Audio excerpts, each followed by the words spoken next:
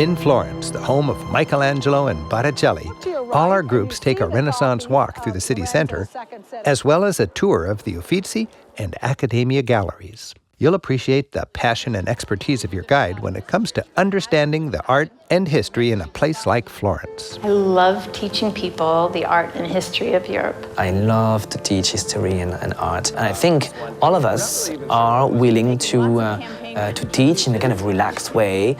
This tour has done an excellent job explaining the art and the history and the architecture of all the places we've been to. It can be daunting when traveling in Europe because it's everywhere. And if you don't know what to look for, you feel like you're missing out the whole time. Obviously, if you come to Europe, you're going to see quite a bit of art.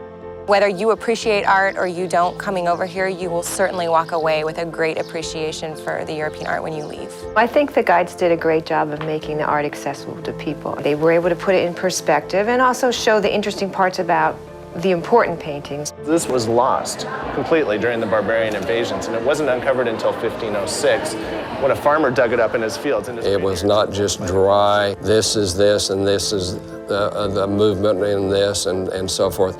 It came to life. On most tours, we're going to spend some time in museums or going into churches and just having a chance to see wonderful works of art in situ. And when we're here in front of the actual sculpture, the painting, it's a good opportunity to certainly deal with the numbers and the raw facts, but also to try to draw some connections between them from country to country, from era to era, and try to give the tools that people can take with them wherever they go. I think this was my at least third time to the Louvre, and this was by far the most significant experience. This time we had a local guide that took us through to various pieces and pointed out what we were looking for, what period it came from, why it's significant, why we would even want to study this.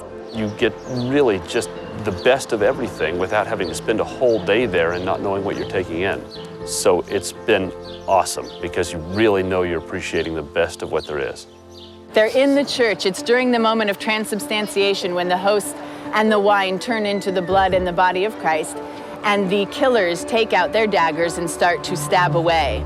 Giuliano falls immediately to the floor. Lorenzo's friends were able to crowd around him and keep him safe. I think the tours really do make history accessible. In the US, I don't think we get a very good perspective of history at all. And when you come to Europe, first of all, you get to see it firsthand, which is great. Europe and France, and in my case, is old. It's over 2,000 years of history, and you cannot explain anything that we see outside without having to go through history. When we go down to Rome, where we stay, we're actually staying across the street from the largest of the Roman bath complexes that could have accommodated 3,000 people. They really bring out the links between things. So, we started out in Paris, and Ben was already talking about, when we get to Rome, you're going to see how this all ties together. At first, they may seem far removed from our present day, but then to draw the connections between past and present, I think everybody can latch onto that, and everybody can understand that quite clearly. And in those sorts of moments where you do understand that the past and the present really do coexist in many cases, I think that is a great way to kind of teach the history